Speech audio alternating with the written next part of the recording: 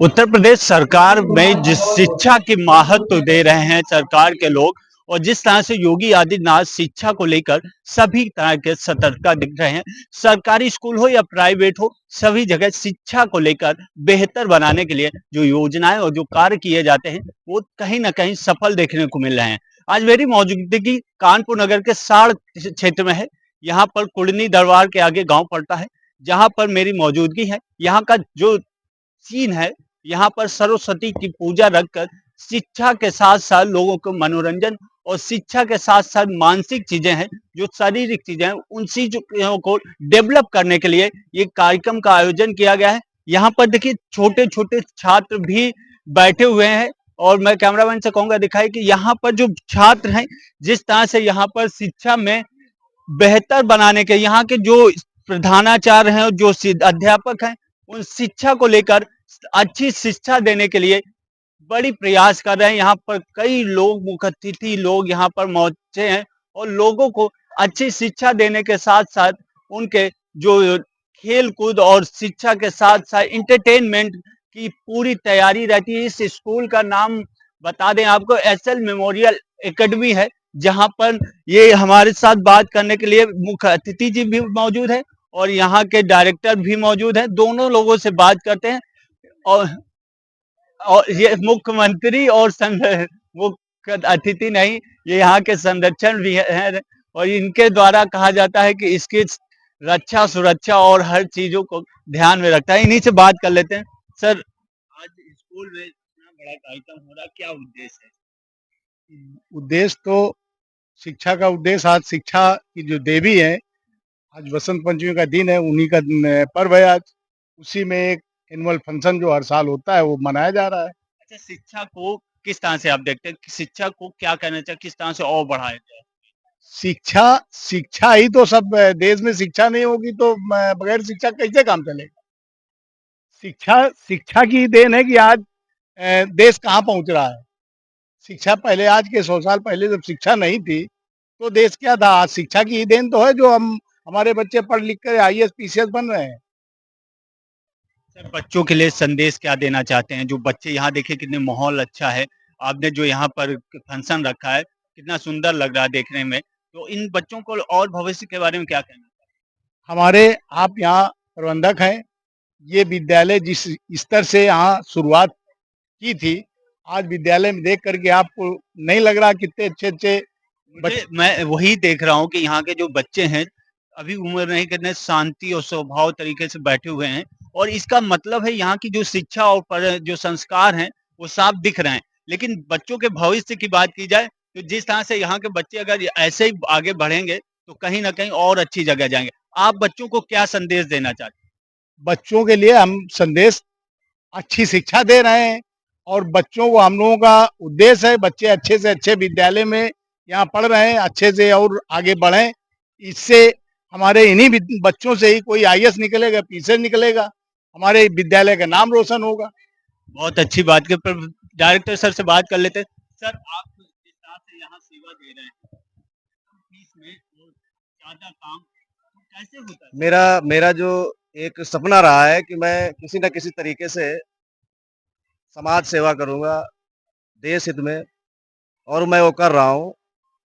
मुझे पता नहीं कैसे इस लाइन में लाया गया या चला आया, लेकिन जैसे ही मैं आया एक शिक्षा मित्र के ज़रिए, एक दिन में ही सारी चीज़ें डिसाइड हो गईं कि इससे बेहतर कार्य कोई नहीं हो सकता सेवा करने का। ये देश के, समाज के छोटे-छोटे बच्चे जिस स्थिति में प्राइमरी स्कूलों में पढ़ रहे थे, मैंने वहीं से बच्चों को पढ़ाना शुरू किया। उनकी स्थिति को देखे कि वो गरीब घर के बच्चे जो चड्डी बनियान में केवल चले आ रहे हैं, वास्तव में उन घरों के बच्चे जिनको कहीं न कहीं अच्छी शिक्षा नहीं मिल रही है। अमीर घरों के बच्चों की तो एजुकेशन अच्छी हो जाती है, लेकिन ख़ास तौर से जो बच्चे प्राइमरी स्कूलों में पढ़ रहे होते हैं, उनकी कहीं न कहीं ऐसी स्थिति नहीं होती कि प्राइवेट कॉन्वेंट स्कूल में पढ़ा सकें, क्योंकि उनके पास फीस देने के लिए पैसे नहीं होते। उन परिस्थितियों में उस समय प्राइमरी स्कूलों की स्थिति बहुत दयनीय थी। शिक्षा व्यवस्था ठीक-ठाक नहीं थी। मैंने बस ठान लिया कि मुझे अब समाज में या देश की सेवा करनी है, तो एजुकेशन देकर ही बच्चों को करनी है। मैं 2006 से जैसे ही इस क्षेत्र में उतरा, तो प्राइमरी में पढ़ाता रहा पूरी मेहनत से। इसके बाद कहीं न कहीं क्षेत्र के उन बच्चों को जो दूसरे स्कूलों में पढ़ते थे, उनको एक कोचिंग के माध्यम से एजुकेशन देना शुरू किया। उपकार नवोदय कोचिंग कॉम्पिटिशन क्लासेस के माध्यम से लगातार हम ये सेवा देते रहे। शिक्षा मित्र पद पर रहते हुए हम सहायक अध्यापक के पद पर नियुक्त किए गए शिवराजपुर ब्लॉक में।